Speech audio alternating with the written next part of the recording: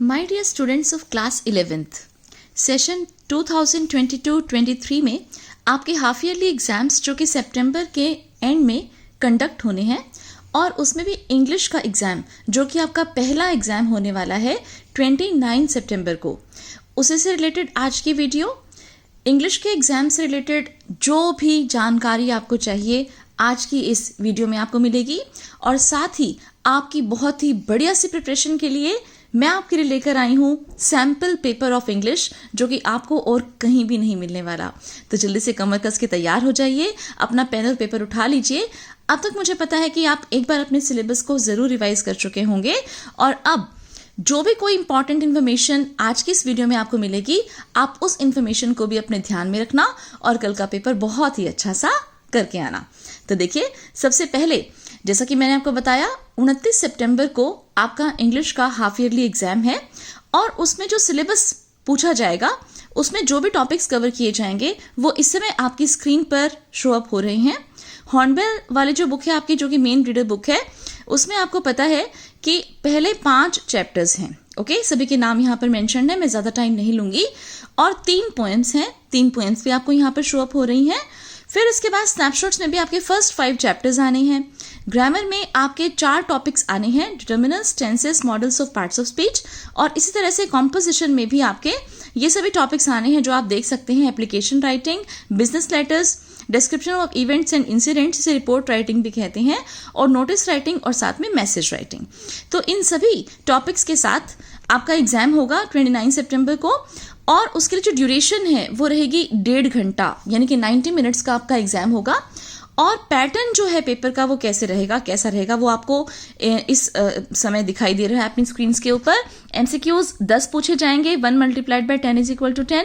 फिर 1 वर्ड या 1 सेंटेंस के 5 क्वेश्चंस पूछे जाएंगे जो कि 1 मार्क्स ईच के हिसाब से 5 ही नंबर के होंगे।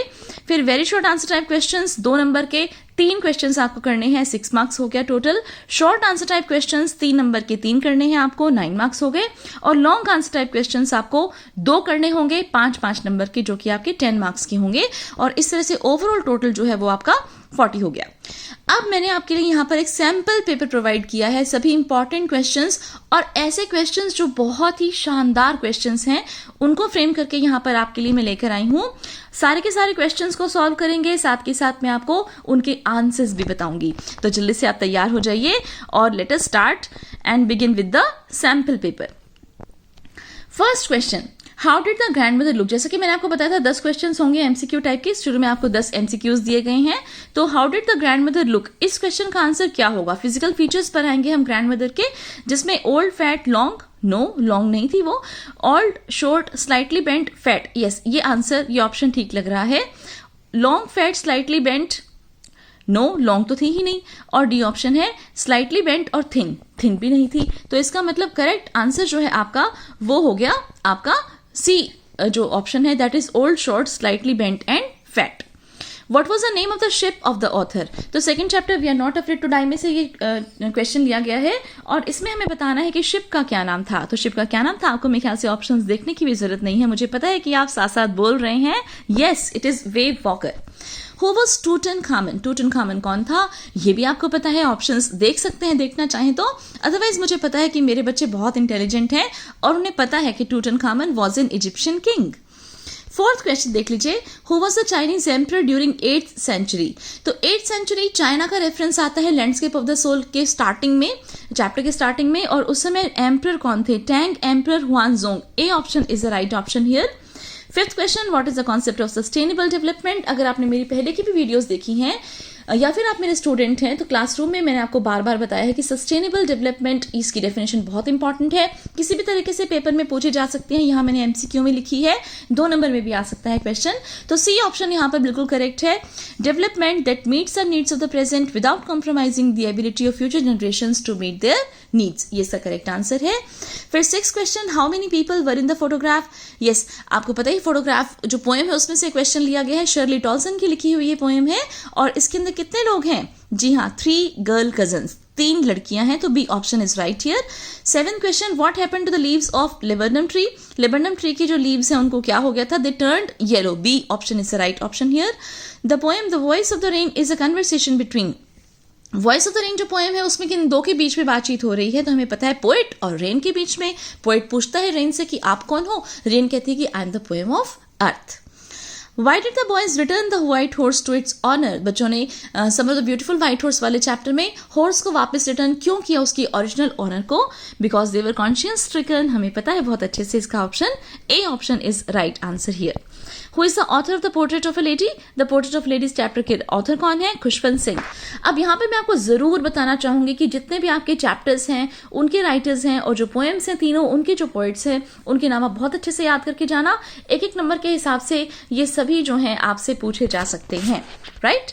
अब आगे बढ़ते हैं और अब एक नंबर का जो क्वेश्चन है वो 5 और पूछे जाने हैं आपके, और इसमें आपको 1 वर्ड के हिसाब से आंसर देने हैं या 1 सेंटेंस के हिसाब से भी आ सकता है। तो देखिए यहाँ पर मैंने ग्रामर को कवर अप करने की कोशिश की है।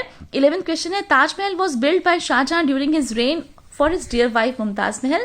Now this building is a historical monument and is one of dash most popular places to visit in India. या हमने पढ़ना है fill in the appropriate article, okay, A an the, या फिर जरूरत नहीं है तो आप क्रॉस भी लगा सकते हैं।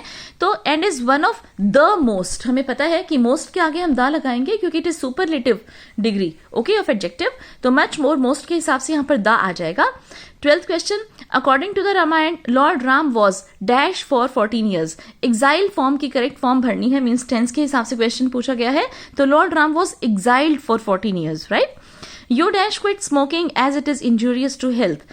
You must quit smoking model भरना है। यहाँ पे नेसेसिटी और कंपल्शन भी यहाँ पर मेंशन्ड है, तो यहाँ पर मस्ट आ जाएगा क्योंकि आगे हमें ये मेंशन भी किया हुआ है कि it is injurious to health. Now dash we lost the match, interjection से भरना है इसे हमने। इंटरजेक्शन यहाँ पे मेंशन करनी, पार्ट्स ऑफ स्पीच का ये टॉपिक है। तो alas we lost the match, ALAS आ जाएगा। 15th क्वेश्चन देखिए, do anyone, Amar Ali dash Antonio are playing football. हमें यहाँ पर कंजंक्शन लगानी है, तो Amar Ali and Antonio are playing football.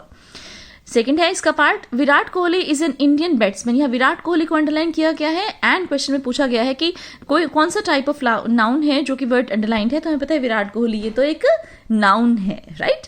तो आप देखिए ग्रामर से रिलेटेड मेरे सारे टॉपिक्स ये सभी के सभी जो हैं इन पर डिटेल्ड वीडियोस मैंने यहाँ पर ऑलरेडी मेंशन कर रखी है। और देखिए यहाँ पे टाइप ऑफ नाउन पूछा हुआ है। Type of noun means proper noun, लेकिन आपके जो एग्जाम है उसके अंदर ये भी आ सकता है कि जैसे ये कौन सा पार्ट ऑफ स्पीच है, राइट। तो जैसे नाउन है, प्रोनाउन है, एडवर्ब है, एडजेक्टिव है, इनमें से कोई भी, इंटरजेक्शन, प्रेपोजिशन, कंजंक्शन, ओके।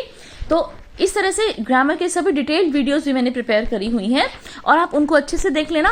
और सभी के सभी क्वेश्चंस उन वीडियोस में से आने, इस बात को मानकर चलना, क्योंकि मैंने सारे मोस्ट इंपॉर्टेंट क्वेश्चंस को एग्जाम्पल के रूप में डालकर उन वीडियोस में कंपाइल किया है आपके लिए। इतनी मेहनत किसी और चैनल पर नहीं बल्कि केवल DS इंग्लिश चैनल पर ही मिलने वाली है। हाँ जी, और चैप्टर्स और ये जो आपके पोएम्स हैं इनको मैंने बहुत अच्छे से एक्सप्लेन किया है। MCQs की वीडियोज भी सारी की सारी मेरे चैनल पर डली हुई हैं, बहुत अच्छे से प्रिपेयर करके जाना, लगभग पेपर उन्हीं में से ही आ जाएगा। अब इसके बाद देखिए 2-2 नंबर के क्वेश्चंस हैं और ये 3 क्वेश्चंस आपने करने हैं। मैंने यहाँ पर 4 क्वेश्चंस मेंशन किए हैं, क्या पता पेपर में ऑप्शन आए, क्या पता ना भी आए, ओके। तो आप देखिए, what traits of the Garoclanian family are highlighted in this story. Garoclanian family के कौन से ट्रेट्स इस स्टोरी के अंदर हाईलाइट किए गए हैं? कौन सी स्टोरी है? The summer of the beautiful white horse. तो आपको पता है कि गैरोक्लेनियन फैमिली के जो मेंबर्स हैं those are known for their honesty and trustworthiness. अब these 2 words are important, okay. वो ऑनेस्ट थे और वो ट्रस्टवर्दी पीपल थे। Yes they were poor but they were honest as well. Why did the narrator of the story want to forget the address? ये मैं आपको बार बार बताती हूँ कि क्वेश्चन सबसे इंपॉर्टेंट है। इसमें हमें बस इतनी बात जरूर बतानी है कि the familiar things of the past lose their significance if they are placed in unfamiliar surroundings, okay. तो उसके बाद जो है ऑथर का जो इंटरेस्ट है उसके अंदर से वो खत्म हो गया था, ओके। इसलिए जो नैरेटर है वो एड्रेस को भूल जाना चाहती है। क्या एड्रेस है इसको भी याद रखना, 46 मार्कोनी स्ट्रीट, ओके, और Darling. What is Einstein's view about education? How far do you agree with it? तो आइंस्टीन वाले चैप्टर में से ये क्वेश्चन है, एल्बर्ट आइंस्टाइन एट स्कूल, और क्या व्यूज है आइंस्टीन के एजुकेशन के बारे में। तो हमें पता है कि आइंस्टीन जो है एजुकेशन को केवल इतना ही कंसीडर नहीं करते कि it is just a mere compilation of facts, dates, information, right. Rather he insist on ideas, means experiment based education is what Einstein advocates in this chapter, Albert Einstein at school. और आप इससे कहाँ तक agree हैं, तो आप बोल सकते हैं कि yes we agree with this statement very much, because education is just not mere studying and reading of text, rather it should be based on new ideas and experiments. How did the narrator let Ranga have a glimpse of Ratna? तो ये Ranga's marriage वाले chapter में से question है कि रंगा जो है वो नरेटर जो है वो रंगा को रत्ना को किस तरह से दिखाता है। तो वो जो मीटिंग है जो कि नरेटर खुद के प्लेस पर, श्यामा खुद के प्लेस पर रखता है, जिसमें वो रत्ना को तो बुलाता है कि वो उसे बटर मिल्क देगा, और रंगा भी उसके घर पर उसी समय आता है क्योंकि उसने बुलाया हुआ होता है। तो उस समय वो जब गा रही होती है रत्ना, तो उस समय रंगा उसका एक ग्लिम्स ले लेता है और उसके बाद से वो सोचता है कि इस लड़के से मेरी शादी हो जाए तो बहुत अच्छा हो जाए। क्वेश्चन नंबर 20 देखिए, यहां से हम आ रहे हैं 3 नंबर के 3 क्वेश्चंस करने हैं आपने, मैंने 4 दिए हैं फिर से आपकी प्रैक्टिस के लिए है बेटा क्वेश्चंस, आप जितनी प्रैक्टिस करेंगे उतना ही आपके लिए अच्छा है। तो देखिए 3-3 नंबर के हिसाब से मैंने कौन से क्वेश्चंस आपके लिए यहाँ पर रखे हैं। Give 3 reasons why the author's grandmother was disturbed when he started going to the city school. The portrait of a lady में से ये क्वेश्चन, और जो ऑथर है आपको ये बताना है कि जिस समय जो ऑथर है उसे सिटी स्कूल में भेजा गया तो उस समय जो ग्रैंड मदर है वो कौन से 3 बातें हैं जिसकी वजह से वो डिस्टर्ब हुई। ठीक है, तो आप ये बताएंगे कि एक तो वो उसकी स्टडीज में हेल्प नहीं कर सकती थी, राइट। दूसरा जो है उनको साइंस और इस तरह की ग्रेविटी, मैथ्स, ये सब टॉपिक्स पढ़ाए जाते थे। तीसरा, जब उसको म्यूजिक लेसन देने शुरू हो गए तब तो ग्रैंड मदर ने बिल्कुल अपने आप को सेपरेट कर लिया ऑथर से, और उसके बाद वो उनसे ज्यादा बोली भी नहीं।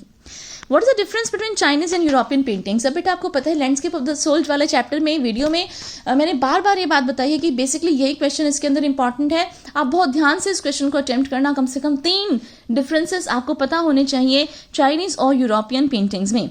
तो इसमें कौन से वाली पेंटिंग ऐसी है जिसमें जो पेंटर है वो चाहता है कि जो व्यूअर है वो उसके माइंड में एंटर करे, राइट। कौन सी ऐसी पेंटिंग है जिसमें जो है पेंटर ये चाहता है कि जो पेंटिंग है उसे उसकी आईज से देखा जाए। ओके, तो I think first one is European painting, ये Chinese painting, and second one is European painting. Chinese painting में जो पेंटर है वो चाहता है कि the viewer should enter his mind, okay, और माइंड की तरह से देखे कि उसके अंदर सोल है, स्पिरिट है, जो भी है। और दूसरा जो है जो यूरोपियन पेंटर है, वेस्टर्न पेंटर है, वो ये चाहता है, क्विंटन मैक्सेट्स वाला एग्जाम्पल इसके अंदर चलेगा, कि वो उसकी आंखों से देखे, मीन्स जस्ट जो बना रखा है वो देखे। तो चाइनीज पेंटिंग के अंदर सेकंड डिफरेंस ये आ जाएगा आपका इन दोनों पेंटिंग्स में कि चाइनीज पेंटिंग के अंदर स्पिरिट होती है, सोल होती है, और यूरोपियन पेंटिंग के अंदर कोई भी स्पिरिट या सोल नहीं होती। थर्ड डिफरेंस आप ले सकते हैं कि इल्यूजनिस्टिक लाइकनेस जो है वो चाइनीज पेंटिंग में नहीं होती, जबकि वेस्टर्न पेंटिंग में, यूरोपियन पेंटिंग में होती है। और फोर्थ जो पॉइंट है आप वो एग्जाम्पल दे सकते हो कि चाइनीज पेंटिंग का एग्जाम्पल है कौन सा, वुदाओजी वाली पेंटिंग जो कि उसने 8th सेंचुरी चाइना में बनाई थी, और क्विंटन मैक्सिस वाली painting I think 15th century का था, आप कंफर्म कर लेना, वो उसने बनाई थी। ओके, और वो एक फ्लाई की जो थी पेंटिंग, ओके, वो अपने फादर इन लॉ को इंप्रेस करने के लिए बनाई थी, would be father in law को। तो इस तरह से ये 4 डिफरेंसेस मैंने आपको बता दी, जो भी 3 आपको अच्छे लगे आप इसे मेंशन कर सकते हो। 22nd question, why did Tut's body have to undergo it CT scan, how was it carried out and what results did it yield. तो जो टट की बॉडी है उसको सिटी स्कैन के लिए क्यों ले जाया गया, वो मैंने आपको बताया था कि पूरा चैप्टर इन 2 क्वेश्चंस के लिए घूम रहा है कि how did he die and what was age at the time of his death.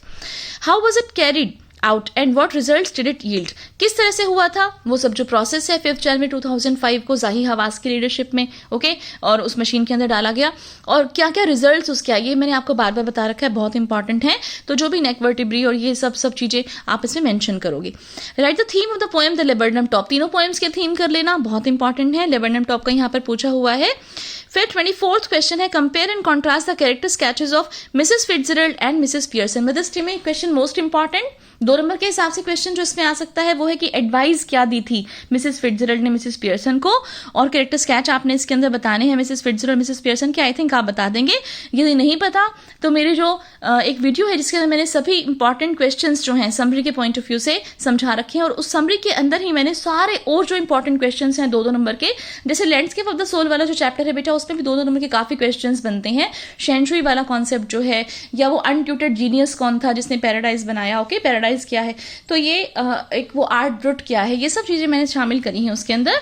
25th question, why does नानी पालकी वाला call the earth the ailing planet, क्यों कहते हैं नानी पालकी वाला अर्थ को द एलिंग प्लैनेट। एलिंग का मतलब बीमार, डिजीज्ड, प्लैनेट का मतलब हमारा प्लैनेट, हमारी अर्थ। क्यों है हमारी अर्थ बीमार, क्यों कहा ऐसा नानी पालकी वाला ने, और how can the ailing planet survive, और किस तरह से ये बच सकता है। तो सारी बातें आप इसके अंदर बताएंगे। वैसे भी एक समरी अगर आप प्रिपेयर कर लें इस चैप्टर में से तो it is going to be very very helpful for you. 26 question मैंने यहाँ पे मेंशन किया है, ये 5-5 नंबर के क्वेश्चंस पर आ चुके हैं हम 24, 25, 26 में। एप्लीकेशन लिखनी है आपने अपने प्रिंसिपल को for requesting full fee concession. Okay, तो देखिए ये सभी के सभी क्वेश्चंस आपके लिए मैंने यहाँ पर मेंशन किए हैं और इन सभी से रिलेटेड सभी के सभी वीडियोस मेरे चैनल पर ऑलरेडी अपलोडेड हैं और मैं कोशिश करूंगी कि अभी की अभी एक प्लेलिस्ट भी बनाऊंगी और आज की इस वीडियो के डिस्क्रिप्शन बॉक्स के अंदर उस प्लेलिस्ट का लिंक मेंशन कर दूंगी। तो प्लेलिस्ट के अंदर आपको सभी के सभी वो टॉपिक्स मिल जाएंगे जो कि सिलेबस कवर अप हो रहा है आपका। ओके, सारा का सारा सिलेबस हाफ ईयरली एग्जाम्स का। आई थिंक कि ये जो सैम्पल पेपर है ये आपके लिए बहुत बहुत बेनिफिशियल रहने वाला है। आप अपनी कंप्लीट रिविजन करके सैम्पल पेपर को सॉल्व करना मत भूलना। सभी इंपॉर्टेंट पॉइंट चाहे लिखो मत, लेकिन अपने माइंड में जरूर आपके होने चाहिए। सो इसके अलावा भी यदि कोई और आपको प्रॉब्लम है तो आप कमेंट सेक्शन में लिख सकते हैं। और अब मैं इस वीडियो को यहीं पर ही खत्म करूंगी और आपके लिए बहुत सारी बेस्ट विशेस देना चाहूंगी आपके हाफ ईयरली एग्जाम्स के लिए। Wish you all the very best बेटा। Do well in your exams. See you very soon in the upcoming video DS English. Stay tuned to my channel. Bye bye.